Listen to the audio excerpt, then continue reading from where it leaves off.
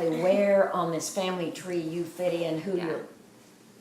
your dad was and your grandparents, and Is she going to monitor or just start talking? she, just introduce yourself and then you can. just introduce yourself and where you fit in the family tree. It's casual. Sure. It's Okay. Hi, my conversation. name. My name is. You can look at us. You don't have to look at the camera. Yes. My name is Chesterly Kokel, and born in 1951. My father was Norman Kokel. My mother was Marie Meister. They met at Walter League some years. I'm not sure exactly what year that was, but then, let's see, I was born in Midland, Texas, Midland Memorial Hospital. And I think that's the only time I've been in the hospital overnight over all my life, except for my wife when she was in the hospital, Connie. She passed away in July of 2011, and that was 6 months after my son Jonathan passed away. But that's more history. Anyway, let's see. And Pauline Kokel was your. Tyner Kokel was my grandmother, and she was a very loving woman. We would come to see her in the summertime for a couple of weeks. It seemed like every summer we got to do that. We would spend some time with her, and we'd spend some time with my Aunt Ruth and Uncle Arthur, and then we'd spend some time with Aunt Leona and Uncle Victor Kokel. That was Aunt Ruth and Uncle Arthur Schwausch, and then Aunt Leona and Uncle Victor Kokel, and that was always a big time for us. It was always in the summer. It was around harvest time. Well, not harvest time. They had corn that came ripe about then, and we would get to see them. Can it. They would usually butcher a hog. Lots of times someone would do that. They make the sausage and so forth, and they did something with everything. Let's see. We got to chop a little cotton. Hooray. I remember one time I was about 4 years old, and I went out with Landon, my cousin Schwausch, we were supposed to chop cotton, and I didn't have any shoes. And he was about 12, I think, I'm not sure, but he was considerably older than I was, and he had a heart to put something on my feet to keep them from getting too hot. And so he got burlap, and it took him a good while. He finally got some sandal-type things out of the burlap. And then, that was about time we had to go back home. That's what we did that day.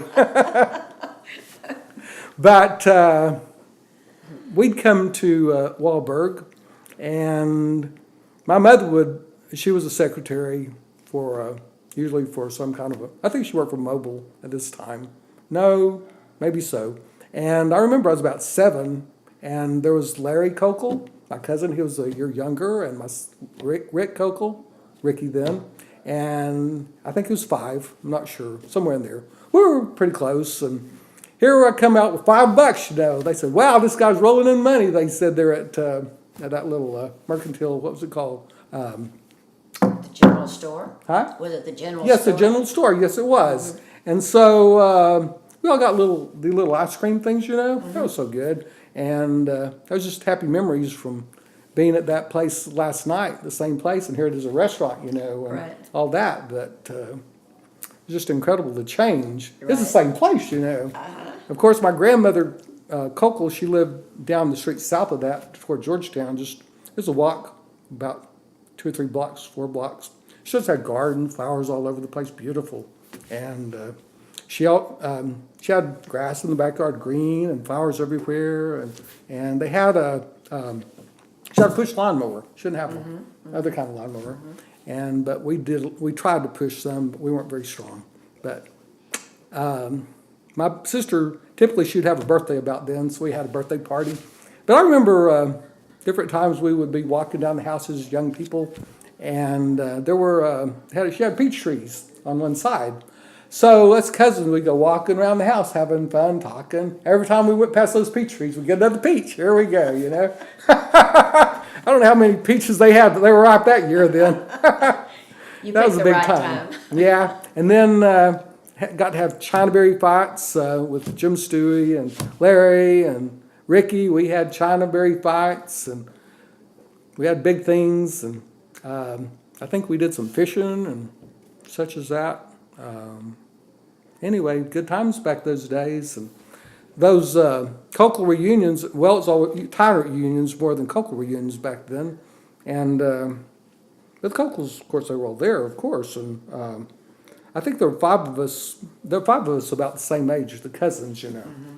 So we didn't like to stay in there with everybody else. We'd go walking through every once in a while. We had a line of us, you know, this and this. We'd go walking through, you know, and then our mothers and aunts and so forth, they'd be wanting to pull us aside and meet this one and that one. So we do that, you know. But anyway, we had big time doing that and all the reunions, and we had lots of fun. Great. That sounds Great. fun. What do you remember about your grandmother? My grandmother Kokel, she spoke mostly German, and she grew up Windish, you know, but she spoke German. She's hardly any English, and she would call me Chesty. That was her name for me, Chester. She said Chesty, and she was about. I remember, you know, she was very thin, and she lived in that house there south of the Mercantile store, just a few blocks. She had the way you rang the doorbell. She had a woodpecker string thing.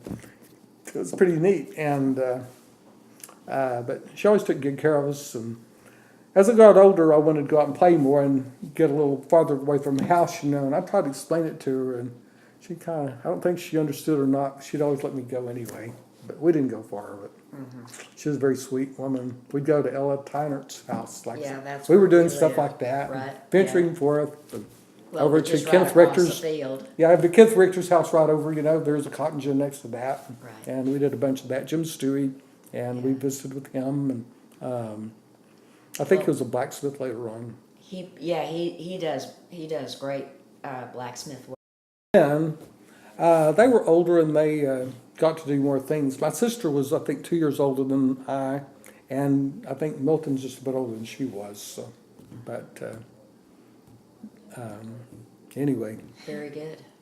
Do you know much about the Kokel family history? The Kokel family history. The great. That I would be understand that great-grandmothers. Kokel family history. I don't know a great deal of the history. I know they came over on the Ben Nevis ship, and I was in Galveston way back in, was it not? I think it was 18 something. I can't remember for sure, but I know they did that, and I know that they had a pastor along. Let's see, they went to Serbia, I think, the name of that place, and they lived there for a while, and then they came up toward Walburg later on. There's a lot of, they have very significant contribution to Zion Lutheran Church, establishing that. That was a big thing, because very family-oriented. They always have been, and good people, and always kind, and some of them didn't have much, but they had good hearts, and good families. They're strong family. Like, I remember some of them, they didn't have much, but their kids loved them, and they always had strong family ties with their kids, children. When they got married, they stayed married. I mean, they had good, strong values. They're just good people. They had a hard life, but they were good people, and they made the best of what they had, you know, and hard workers. I'm curious about the contributing to the Zion Lutheran Church, because obviously it's such a huge part of it. I don't know that much about it. I know the Swashes and also the Kokels. I don't know that much. I'm not that familiar with that history that much, but I know they did. Yeah. No, that's And great. of course, then, you know, they had, when I was a kid, they had one English service. They had a German service. So you had your pick. We always went English. I would go to see these people, and they were all speaking German all the time, and I never picked up on that much, except for a few numbers, but that's pretty much it, and a few simple words. But anyway, what can I say? It's a tough language. Yeah. But they knew it for sure. That's right. I took the word for that. Yeah. And you know, Ray Micken, we had, of course, he's got booming voice. He's what? We were singing some songs, and she sang one of them in German 3 times for us. Really? So my wife got a recording of that last Good. time through. But Great. we decided to Yeah. record it. Yeah, That, Leona's dad. My formal education ended at Texas Tech University with a degree in business administration with emphasis in marketing.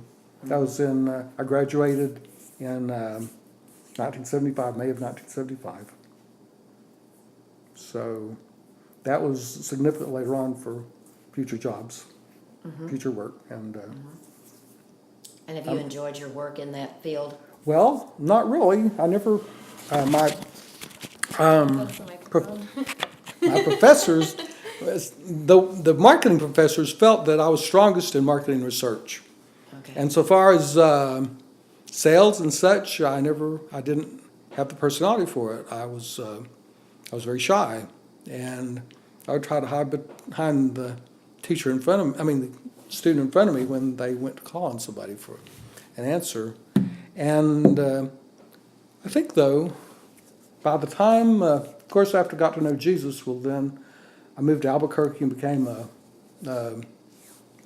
a manager trainee for GE Credit, and then I met a bunch of nice Christian people. Turned out there was a bunch of us from 18 to 27, and we were all in the kind of the same life position, and we got together. One of my friends, Ken, he was an incredible man, and he just brought people together. He was fun, and he was working in CPA, and we had good times together. He and I did especially, but that was at the Lutheran Church, Christ Lutheran, and then really enjoyed that time. We do narrow gauge railroad things between Colorado, and we got to hike in the Sandias and all kinds of fun things we didn't have in West Texas.